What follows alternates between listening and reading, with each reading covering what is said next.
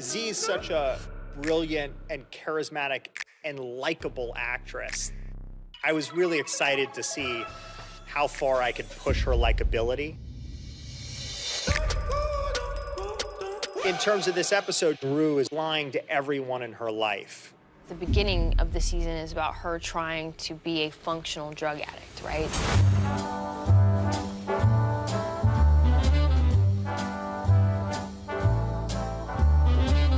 Call me irresponsible, call me unreliable, throw in undependable too.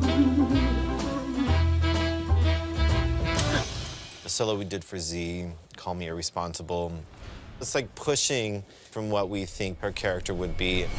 Z has a background in dance, so that's always a pleasure. We kind of created that piece together. That was so special to watch her, you know, develop this as a routine and let her really bring her character into this. Rue has no intention of being clean or staying clean, and she feels like as long as she can keep it that way without people knowing, she's not hurting anyone. Rue? Are you high? Oh, fuck me. To see how an addict lies to their family and friends from their perspective, it just became a slightly humorous, very disturbing way of showing how drugs have this ability to kind of change the way in which you think, and it really brings out this sort of manipulative side. I'm actually doing fucking weed. It was an idea! That's hard to sort of square with the person we know her to be. Elliot's just like a messy kid. I think his intentions overall are fine. It kind of gets lost a little bit in this dynamic between him and Jules and Rue. I think that they're the same, like, you know, Rue and Elliot. Elliot represents the other part of her life that's killing her, but that she's trying to keep alive. If you tell me what drugs you're doing, I'll tell you what drugs I'm doing. Rue feels like she can really be herself around him because I really don't think he judges her in the same way that, say, Jules does.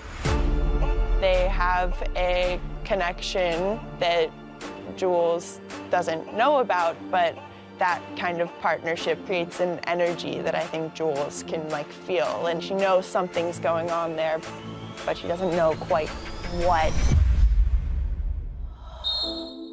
Our intentions with episode 3 is that we allow the memories of the past to exist alongside the present.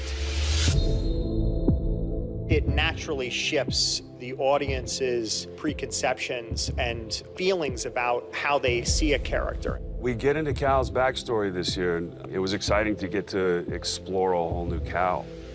I didn't realize how influenced he was by his family of origin. Get up. I will. Right now. Cal was who he was in season 1 because he had this very sort of rigid set of family values and rules that he lived by.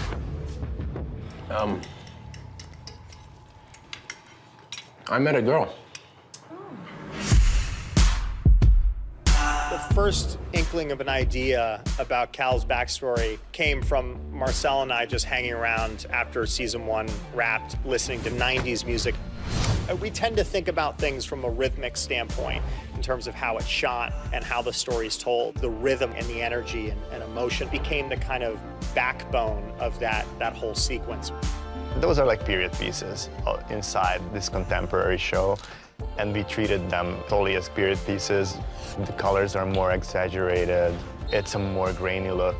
It feels, hopefully, yeah, more nostalgic. It's not every day I'm given an opportunity to do period, and I love doing period. That's when you really get to like build costumes. I tried to create a palette that was sort of dusty, pale, and not bright to give it sort of an aged feeling.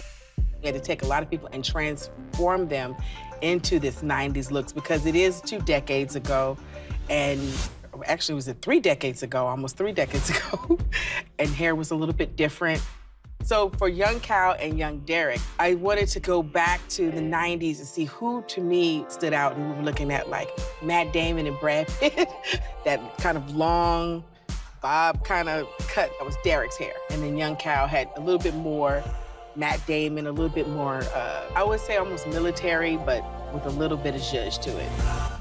When Cal was a senior in high school, he spent every day with his best friend, Derek.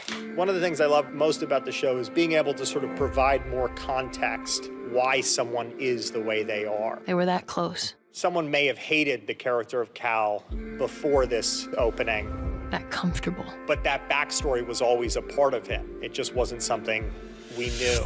So any empathy gained for him becomes more of an indictment about our lack of imagination than anything else. Are you sure the test is accurate?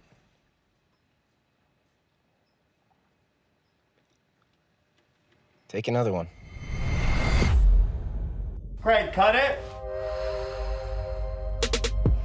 I had been begging Sam to let me chop my hair out. I've been wanting to cut it for so long, and he was like, no, no. And then, like, a week before we actually started filming, he's like, you wanna cut your hair off? And I just started losing it.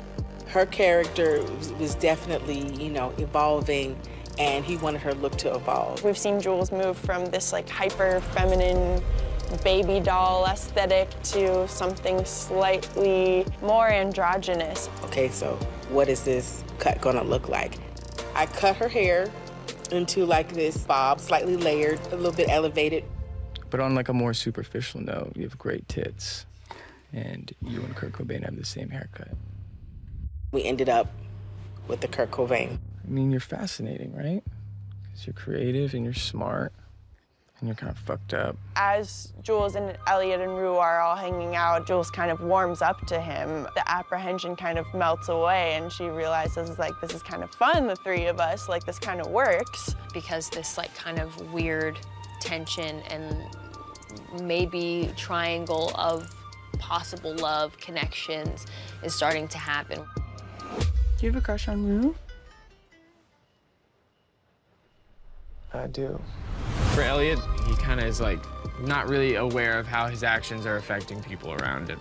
There is an element of him being similar to Rue that might feel attractive to her. All of that just gets messier and messier and messier.